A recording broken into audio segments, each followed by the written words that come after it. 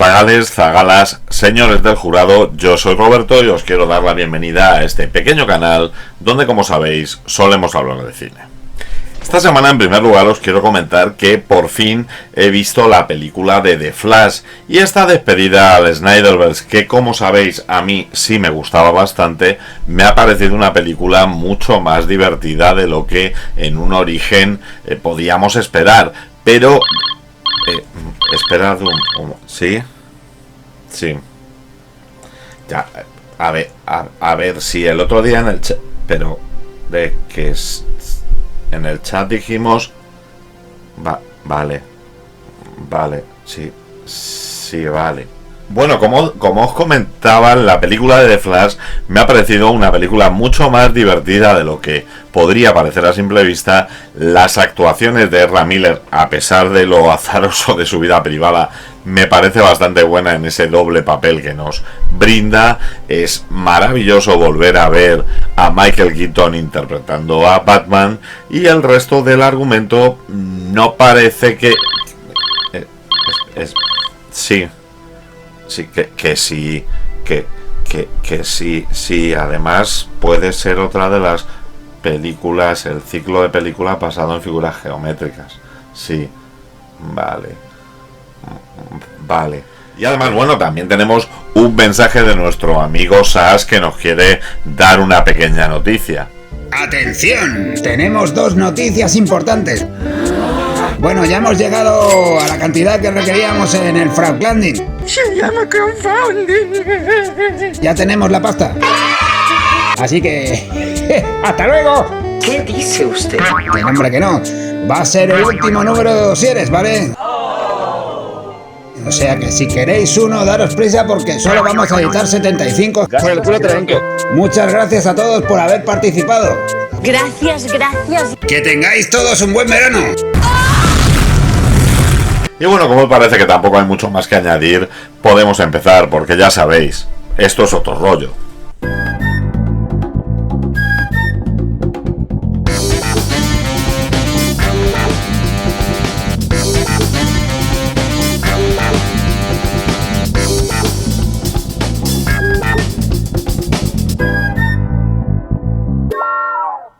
En el año 1998 llegó a nuestras pantallas la película Esfera, dirigida y producida por Barry Levinson, sobre un guión de Kurt Wimmer que adaptaba una novela de Michael Crichton realizada en el año 87. Esto hace que hagamos una parada en el camino, y es que aunque ya hemos hablado en este canal de una película basada en una novela de Michael Crichton, la presencia y la importancia que Michael Crichton tuvo en el cine, sobre todo en la década de los 90, es algo que querría reseñar. Michael Crichton fue un escritor norteamericano nacido en Chicago, aunque se crió en la ciudad de Nueva York. Posteriormente fue un joven brillante que llegó a acceder a estudiar medicina en la Universidad de Harvard, donde por cierto también jugaba al baloncesto, y es que los 2,6 metros que medía le servían para estar bastante bien dotado para este deporte. Estando ya en la etapa universitaria, ya empezó a escribir y a publicar alguna novela. La primera de ellas, Odd Zone, del año 1966, se publicó con el seudónimo de John Lange y contaba la historia de un grupo de personas que planificaba y trataba de realizar un robo en un lejano y lujoso hotel llamado La Reina en la Costa Brava española. Un año después, y con ese mismo seudónimo, publicó el libro Scratch On, una novela de confusión de identidad muy en la línea de lo que sería Con la muerte en los talones, en cuanto a una intriga con un doble agente ruso. También con ese seudónimo publicó la novela Easy Go, conocida también como The Last Tomb, y en este caso ambientada en una excavación en una tumba egipcia. pero sería la novela Un caso de urgencia, A Case of Need, del año 1968, la que le empezaría a dar cierta fama. Y es que esta novela logró el premio Edgar Allan Poe en el año 69. Además, en ese año se publica la primera de las novelas que fue llevada al cine, que no fue otra que La amenaza de Andrómeda Strain, que Robert Wise adaptó para la gran pantalla. Bueno, posteriormente en el 2008 también hubo una serie basada en este libro, la cual estaba bastante bien. Posteriormente, en el año 70, publicó el libro Dealing con el seudónimo de Michael Douglas, y esto era porque había coescrito el guión con su hermano Douglas Crichton. Además, de nuevo en ese año llega al cine otra de sus novelas, que era la de Un caso de urgencia, y que en este caso le cambiaron el título para convertirse en Diagnóstico asesinato, película de Blake Edwards bastante interesante, que de hecho posteriormente llevó a una serie de televisión de detectives durante los años 70. Y es que a partir de ese año empezaremos a ver cómo Michael Crichton se convierte en un nombre habitual para todos los cinéfagos, porque en el año 72 pues publica El hombre terminal, la cual posteriormente fue llevada al cine por Mike Hodge. Publicó El gran robo del tren en 1975, la cual fue protagonizada por Sean Connery y Donald Sutherland y dirigida por el propio Michael Crichton. Los devoradores de cadáveres en el año 76, posteriormente adaptada en el año 99 al cine por John McTiernan, con nuestro querido Antonio Banderas en un papel principal y colaborando en ese caso tanto en el guión como en la producción del film. Congo en el año 80, que posteriormente en el año 95, de la mano de Frank Marshall, uno de los alumnos aventajados y colaborador habitual de Steven Spielberg, fue llevada al cine con Dylan Walsh, con Laura Linney y con Tim Curry haciendo de uno de los secundarios con el nombre más gracioso que yo he visto. Herkema Homolka, formerly of Romania. Sol naciente en el año 1992, película de la que ya hablé en este canal, os dejaré por aquí la etiqueta para que podáis acceder a ese vídeo. Esfera en el año 1987, que tuvo su película en el 98, como hemos comentado, dirigida por Barry Levinson. Parque Jurásico, quizás su gran éxito y la película que más famoso hizo a este autor, dirigida en el año 1993 por Steven Spielberg.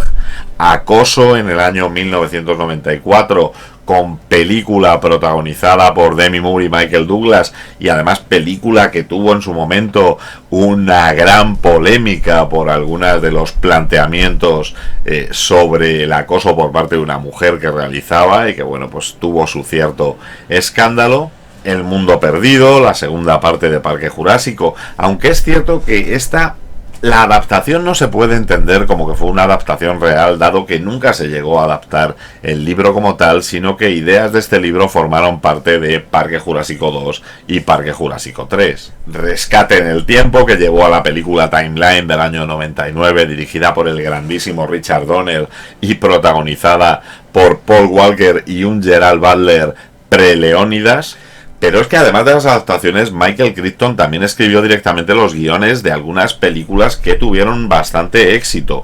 Así, por ejemplo, en el año 1973 dirigió Westworld, conocida en España como Almas de Metal, que también dirigió, protagonizada por Richard Benjamin, James Brolin y un maravilloso Jules Briner. En el año 1978 también se atrevió con la película Coma, protagonizada por Michael Douglas, en este caso el de verdad Michael Douglas, no él con su hermano. En el año 84 guionizó la película Runaway con Tom Selleck, Gene Simmons, el de Kiss, y Kirstie Alley. O bueno, una película bastante recordada como la película Twister del año 96, con guión de Michael Crichton y de Anne-Marie Martin, dirigida por Jan de Bont y protagonizada por Bill Paxton y Helen Hunt. Y si esto no era bastante, Michael Crichton fue el productor, guionista y co-creador de la serie ER, de la serie Urgencias, esta serie que catapultó a la fama a George Clooney, que junto con Anthony Edwards, Juliana Margulies, entre otros, nos contaba la historia de un grupo de médicos en un hospital y que estuvo únicamente 15 años en las pantallas. Sí, que me he desviado un poco, ¿vale? Pero que ya voy a ello. Venga. En el año 1987, Michael Crichton había publicado la novela Esfera. Esta novela estaba muy en la línea de la producción habitual del escritor, el cual solía coger un elemento real científico que estaba en auge en ese momento, que tenía la inquietud de la sociedad en ese momento, y lo tomaba como base para construir a su alrededor una historia generalmente de intriga, aunque en ocasiones también con acción o suspense, que en todo momento trataba de dar la sensación de ser plausible, de ser algo posible en el mundo actual. En este caso nos vamos a encontrar que en medio del océano Pacífico Sur, a miles de pies bajo la superficie, se descubre lo que se cree que es una nave espacial, con lo cual se empieza un protocolo que ha sido escrito por un psicólogo, el doctor Norman Goodman, así como el gabinete de crisis que él ha creado en este protocolo de descubrimiento, en este protocolo de primer contacto. Una bióloga marina, la doctora Beth Halperin, un matemático, Harry Adams, un astrofísico, Ted Fielding, y el propio psicólogo tendrán que descender a una especie de hábitat submarino junto al capitán de la Armada de los Estados Unidos, Harold Vance, para investigar esta presunta nave espacial que ha sido descubierta y que parece llevar más de 300 años en el fondo marino. No ha habido ningún accidente. Una nave espacial. Una nave espacial. Bueno, supongo que eso lo explica todo. Cuando llegan a la plataforma, la cual únicamente es operada por dos marinos, Alice Tenny Fletcher y Jane Edmonds, realizarán dos descubrimientos. El primero es que la nave es del futuro y que la nave es norteamericana, lo cual será el primer choque importante. El registro de vuelo indica el año 43, aunque al carecer de las dos cifras iniciales no pueden saber en cuáles de las centurias, en cuáles de los siglos se ha lanzado esta nave. ¿Qué tiene en la mano? No lo sé. ¿Qué es?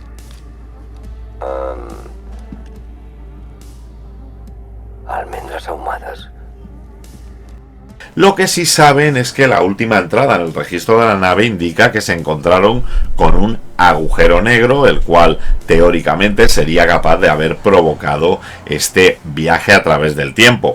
El segundo descubrimiento es que la misión de la nave consistía en recoger un objeto de alrededor de la galaxia, en este caso una esfera perfecta, la cual trasladaban en su interior. Lo primero que verán en esta esfera es que parece poder reflejar a voluntad los objetos que la rodean, lo cual les hace pensar que se trata de un ente inteligente, que se trata realmente de un ente pensante.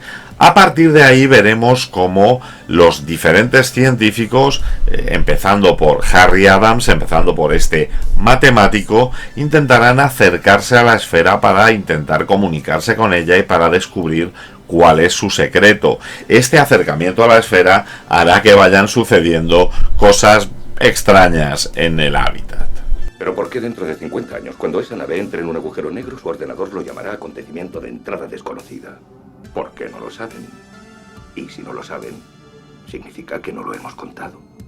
Y si no se lo hemos contado a nadie, significa que no regresamos. Estas tragedias que empiezan a sucederle a la tripulación y a los componentes del equipo hacen que empiece a montarse un ambiente claustrofóbico, un ambiente bastante psicótico y paranoico, en el que todos empiezan a sospechar de los demás y en el que ninguno se siente seguro dentro del hábitat, y así veremos cómo nuestros protagonistas tratarán de averiguar qué es la esfera, por qué ocurre lo que está ocurriendo y sobre todo conseguir llegar a la superficie, donde un tifón ha hecho que no hayan podido ascender en un primer momento. Dijiste que vigilarías los monitores y no lo hiciste. Según tú, Harry dijo algo que no dijo. Para ti los armarios están vacíos cuando están llenos. En términos clínicos lo llamaríamos pruebas de crisis psicótica, ¿de acuerdo? No estoy loca, Norman. ¿Qué vas a hacer? ¿Prescribirme una receta? Así, tras una sucesión de sustos, momentos de tensión y momentos de reflexión, conseguiremos finalmente ver si alguno de nuestros protagonistas conseguirá salvar su vida y conseguirá entender qué es lo que hace esta esfera. Barry Levinson y Michael Crichton ya habían trabajado en la película del año 1994 Acoso, obteniendo un gran éxito, un éxito que quizás también vino por esta polémica respecto al acoso de una mujer a un hombre, cosa que ya en el año 94 parecía algo bastante rompedor. Por lo demás, una novela basada en un principio tecnológico y en una intriga empresarial que es bastante agradable de leer y a la que debo reconocer la película, la adaptación al cine, no le hizo demasiada justicia. Pero el gran éxito de esa película hizo que Barry Levinson y Michael Crichton se reunieran de nuevo en el año 97 y buscaran cuál era otra novela del autor que pudieran adaptar. Michael Crichton prácticamente tenía novela anual que adaptar al cine en esa década. No hubo ninguna duda cuando comenzaron la producción para Barry Levinson en la contratación de Dustin Hoffman. Dustin Hoffman había colaborado con él ya en el año 88 en la película Rain Man, con la cual el director había ganado el Oscar a Mejor Dirección y el actor su Oscar a Mejor Actor y el Globo de Oro a Mejor Actor. Hoffman siempre declaró que tenía bastantes dudas acerca del guión de esta película, el guión de Esfera. Consideraba que no estaba lo suficientemente desarrollado, pero creía que el buen hacer y la experiencia de Levinson conseguiría que esto se convirtiera en una gran película y así se enroló en el proyecto sin pensárselo demasiado. Caso distinto fue el de la actriz Sharon Stone. Sharon Stone estaba en el punto más álgido de su carrera. El año anterior había sido nominada al Oscar por su participación en la película Casino y su presencia garantizaba un gran número de espectadores que acudirían al cine solo por ver a esta actriz. Y bueno, en cuanto al caso de Samuel L. Jackson, debemos reconocer que este es una de las 4 películas que estrenó ese año, porque es que en los 90, tras el éxito de Pulp Fiction, nuestro querido actor estaba prácticamente en todas partes. Ese único año había aparecido en El Negociador, había aparecido en El Violín Rojo, había aparecido haciendo un cameo en la película Out of Sight, un romance muy peligroso, y además iba a tener este papel protagónico en Esfera. Junto a ellos, en los papeles secundarios, tendríamos a Liev Schreiber, un actor que desde que empezó con el éxito de Scream y Scream 2 se había convertido en una cara bastante de moda en películas como Phantoms, y un Peter Coyote que siempre era una apuesta segura para papeles de estirado empleado gubernamental. Junto a ellos únicamente había unos pocos secundarios, dado que si vemos la ficha en IMDb de esta película veremos que únicamente hay 12 actores acreditados para la misma. A mí personalmente me hace bastante gracia y me llama la atención el hecho de que entre esos 12 actores hubiera 2 cantantes de la época y además cantantes muy distintos. Por un lado estará este Huey Lewis, que hará el papel de piloto de helicóptero que lleva a Dustin Hoffman hasta la base militar. ¿Se dedica? Soy psicólogo. Vaya, aún exprimes esos, ¿eh? Sí. ¿Por qué no? Han llamado a especialistas de todo tipo. Y por otro, la cantante de rap y actriz Queen Latifah, la cual realizará el papel de Fletcher, siendo una de las operarias del hábitat en el que se desarrolla la película. Denos la hora de partida del equipo hacia la superficie. Dígales que estamos preparados y deles las gracias. Habitáculo a Buzos Marina. Nuestro equipo está preparado para relevarles. El submarino está listo para regresar a la superficie. Debido a unos ciertos problemas presupuestarios, la producción de la película, la preproducción, se para en el mes de octubre de 1996. Dustin Hoffman y Barry Levinson, en ese momento, y dado que estaban colaborando en este guión, se dedicaron a hacer otra película, la película La Cortina de Humo, protagonizada por Dustin Hoffman junto con Robert De Niro y Anne H, y que de nuevo le valió una nominación al Oscar al grandísimo actor. Una vez superados estos problemas presupuestarios, una vez recuperada la inversión en la película, el rodaje de Sphere comenzó en marzo de 1997. 97. Se tenía un presupuesto de 75 millones de dólares, aunque es cierto que prácticamente la mitad de este presupuesto se iba en los sueldos de director y actores, y que además la prensa de la época siempre dijo que la película costaba 10 o 15 millones de dólares más, que la productora trataba de esconder de la vista pública. Comenzaron en marzo y finalizaron el rodaje en julio del 97, solo 68 días de rodaje. El rodaje se realizó íntegramente en estudio en California y por un tema de ahorro presupuestario. Habían vivido la experiencia de Waterworld, una película rodada en mar abierto y cuyos retrasos habían llevado a que se disparase el presupuesto y no estaban dispuestos a sufrir este mismo problema, por lo cual todos los rodajes se hicieron en tanques de agua. El oxígeno es un gas corrosivo. Pertenece a la misma familia que el flúor y el cloro. Ácido clorhídrico, ácido fluorhídrico. Esa es la razón por la que emplean helio aquí abajo, porque el oxígeno en este nivel, por encima de un 2,3, se vuelve tóxico. ¿Te importaría repetirlo, Ted? No hablo el idioma globo. Dado que la película tenía cierta premura en su estreno y dado que los efectos especiales eran inevitablemente una parte importante de la misma, se dividió el esfuerzo en este apartado entre tres compañías distintas. Por un lado, la Industrial Light and Magic de George Lucas se encargó del rodaje de toda la parte de efectos que afectaran a efectos CGI, efectos computerizados, en aquel momento todavía muy incipientes, pero que fueron utilizados en varias escenas. Por otro lado, la Dream Quest Images, que era una compañía muy habituada a trabajar con películas relacionadas con el fondo marino, como por ejemplo habían sido parte de Abyss de James Cameron, se encargaron de toda la postproducción, de toda la producción de efectos y adecuación del metraje para que diera el aspecto de ser entorno marino completamente. Y por último, la empresa Amalgamated Dynamics fue la que se encargó de todo lo que eran efectos prácticos y maquetas utilizados en la película. Aún así, se vieron obligados a cortar ciertas escenas, a eliminar ciertas escenas, porque el presupuesto para efectos no daba para recrear algunos de los pasajes del libro. Por otro lado, se confió en Elio Goldenthal para que compusiera la partitura para la película Sphere, una partitura bastante inmersiva que no estorba durante el metraje y que quizás sea de las más aprovechables según la crítica de la película.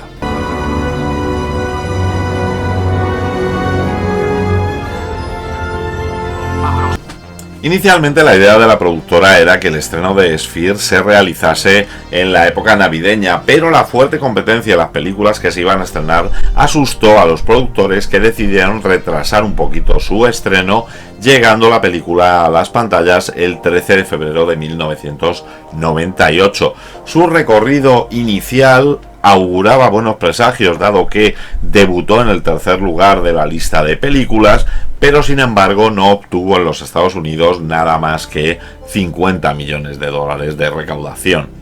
Esta mala acogida fue también la que tuvo a nivel global, y es que en el resto del mundo solamente recaudó 75 millones de dólares, un muy escaso botín para una producción que podría haber llegado casi a los 90 de presupuesto.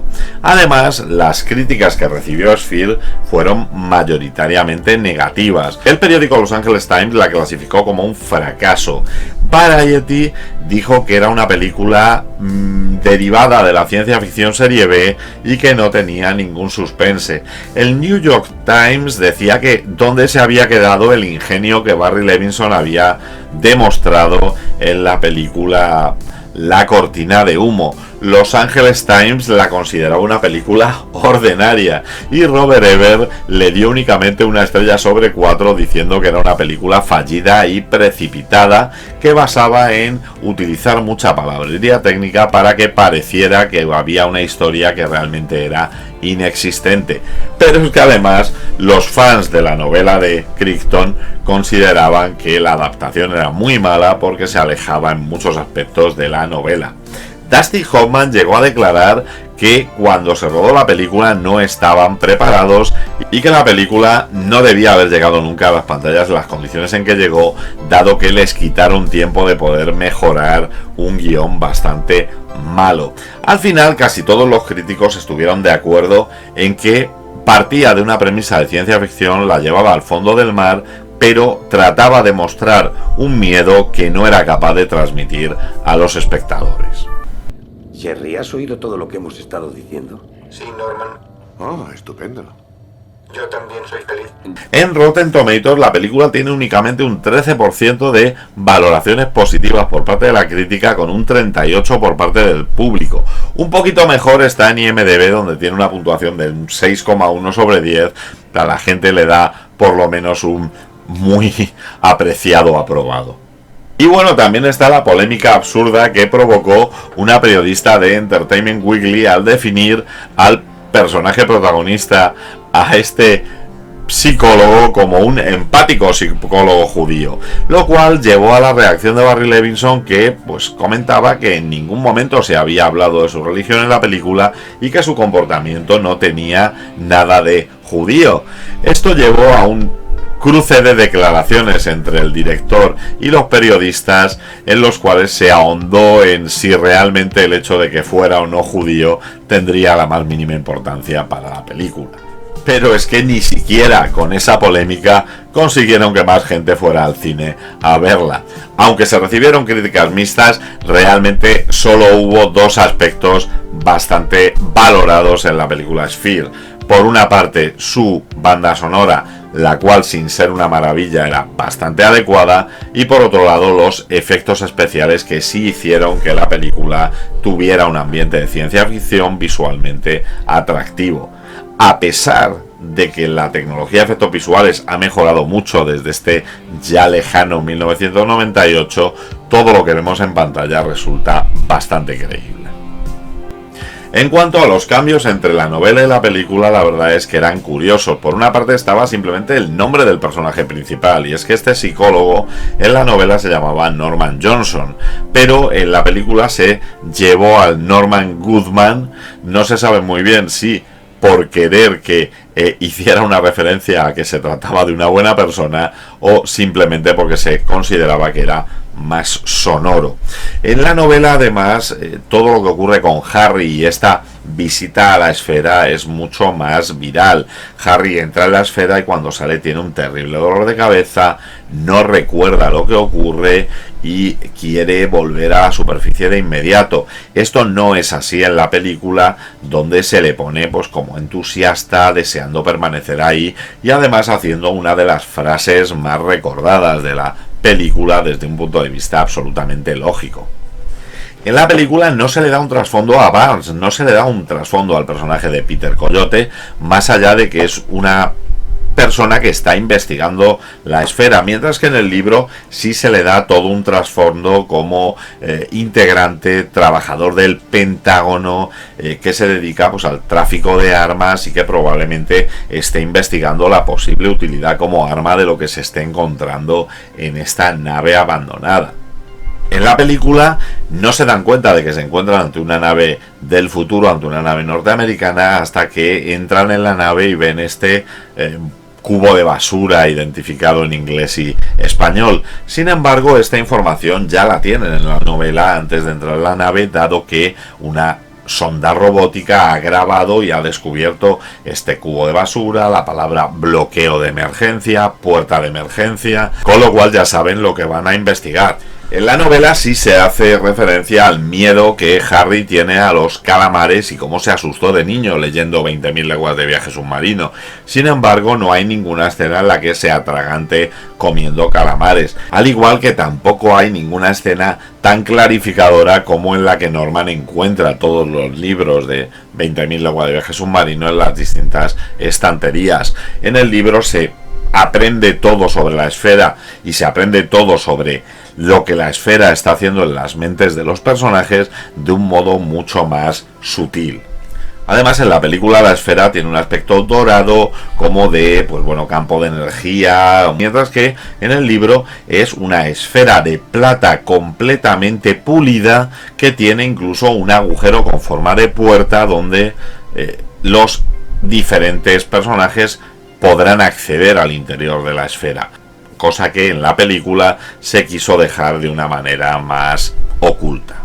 Y sobre todo el cambio más importante que más molestó a los fans: en la novela hay más miembros del equipo. Hay un biólogo marino que se niega a bajar al hábitat cuando llegan al descubrimiento, y en el hábitat hay dos marineros, dos personajes más, Rose Levy y Tina Chan, los cuales serán personajes a los cuales les ocurrirán diferentes peripecias interactuando con la esfera, mientras que en la película únicamente hay dos personajes. Además, en la película nunca se alude a lo que hay dentro de la esfera, mientras que en el libro se explica qué ocurre cuando entran en la esfera, que hay unas luces como si fueran luciérnagas y que incluso tienen una conversación con un ente desconocido que está dentro de la esfera y que contesta a las preguntas como si fuera con acertijos. Las muertes de los personajes que fallecen también suceden de manera diferente en el libro, y además hay un cambio temporal, dado que mientras que en el libro se habla de que el informe que Norman escribe para este primer contacto lo ha escrito para la administración Carter, en la película por motivos temporales lo habrá escrito para la administración Bush. Pero bueno, todos estos cambios más las malas críticas hicieron que Esfera fuera una película que pasó sin pena ni gloria por nuestras pantallas, cuando sin embargo a mí me parece que es una película bastante aprovechable. Tanto los actores que intervienen como la premisa y ambientación de la película son muy buenos, los efectos especiales son muy aprovechables, la sensación claustrofóbica y la paranoia que se adueña de los personajes está muy bien reflejada por Barry Levinson, pero le deberíamos poner un pero aquí, y es que el argumento no da para más. Tenemos un argumento típico de serie B, con muchísimo dinero alrededor, con actores de prestigio, pero que quizá en una producción más pequeña y con mayor libertad creativa hubiera dado muchísimo más juego. De hecho, el principal problema que le veo a esta película es la falta de empatía con los personajes. Una película con tan poca intensidad, cuando además no empatizamos con los personajes, cuando no nos preocupa realmente lo que les está ocurriendo, se convierte en un fracaso, como lo fue en cierto modo la película Esfera. Y bueno, si no saben de qué año viene la nave, a lo mejor hubiera sido una buena idea que hubieran mirado en la bolsa de almendras que encuentran, donde en la fecha de caducidad probablemente vendría el año en el que caducaban estos aperitivos. Sí, que ya he grabado sobre ella, que sí. Venga, un beso. Y bueno, chavales, ¿a vosotros qué os parece la película Esfera? ¿Es una película injustamente olvidada o es una película que realmente no merece la pena? Ponedmelo en la caja de comentarios. Si os ha gustado el vídeo, dadle al like, suscribíos al canal para más contenido como este, y no dudéis pasar por la sección Canales que me enrollan dentro de mi canal, donde encontraréis los canales de compañeros que hablan de cine, incluso a veces mejor que yo. Y como siempre digo, parafraseando a Typical, en el próximo programa hablaremos del gobierno. Muy bien, amigos, se acaba la semana, los domingos por la tarde aquí partimos pana. ¿Te lo has pasado bien? ¿Aún te quedan ganas? Roberto te cuenta más movidas raras. Esto es otro rollo, ahora a la cama, a dormir, a ver cine o haz lo que hagas. Dentro de 7 días otra pasada con más pelis guapas para analizarlas. Esto es otro rollo, verano, invierno. Esto es otro rollo, aquí siempre despierto. Esto es otro rollo, lo estás sintiendo. La semana que viene hablaremos del gobierno.